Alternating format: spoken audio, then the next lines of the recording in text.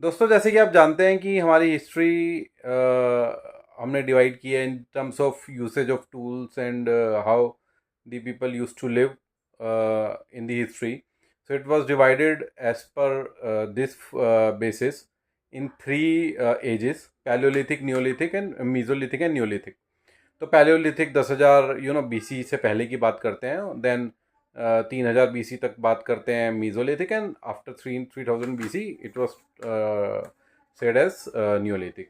तो ऐसा बताया जाता है कि मीजोलिथिक एज में, यानी कि 10,000 BC के बाद ही एग्रीकल्चर स्टार्ट हुआ था.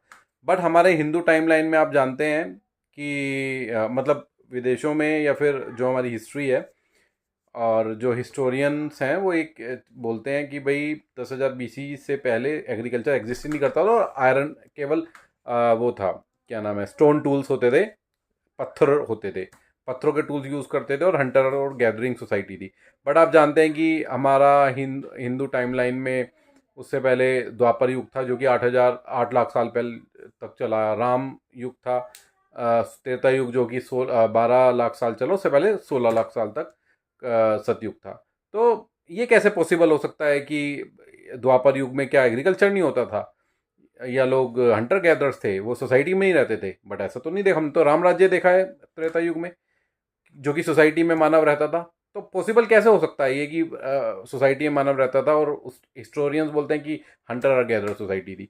तो मैं आपको बता दूं कि हिस्टोरियंस कुछ भी बोलते हो, बट जो एग्रीकल्चर है और जो सोसाइटी में लिविंग है वो सतयुग से चलती आ रही है, इनकी लाखों वर्ष से चलती आ रही है. और इसके प्रूफ हमारे वेदों और पुराणों में लिखे गए हैं. इवन ये चर्चा की जाती है कि पहले जो मनु थे, यानी कि पहले मनवंतर की बात कर रहा हूँ, उनको जो मनु थे, स्वयंभू मनु, उनको अश्विन कुमारों ने एग्रीकल्चर सिखाया था, खेती सिखाई थी. ऋषि अत्रि, जो कि सप्तऋषि हैं इस मनवंतर के, उसमें से एक हैं, सप्तऋषियों में से. उनकी जो बेटी थी अपाला, उन्होंने भी उनसे प्रार्थना की थी कि आप खेती को समृद्ध बनाने का आशीर्वाद दें. इवन हमारे ऋग्वेद में चर्चा की गई है कि बहुत पूर्ण पाषाण युग, यानी कि ओल्ड स्टोन एज से ही हमारे एग्रीकल्चर समृद्ध थी. इवन आप जानते हैं कि माता सीता त्रेता युग में वो प्रकट कहाँ हुई थी? वो प्रकट हुई थी राजा जनक जब पृथ्वी को जोत रहे थे, वो तब प्रकट हुई थी. तो त्रेता युग में भी एग्रीकल्चर थी, यानी कि आज से कितने 8-9 लाख साल पहले भी एग्रीकल्चर होती थी.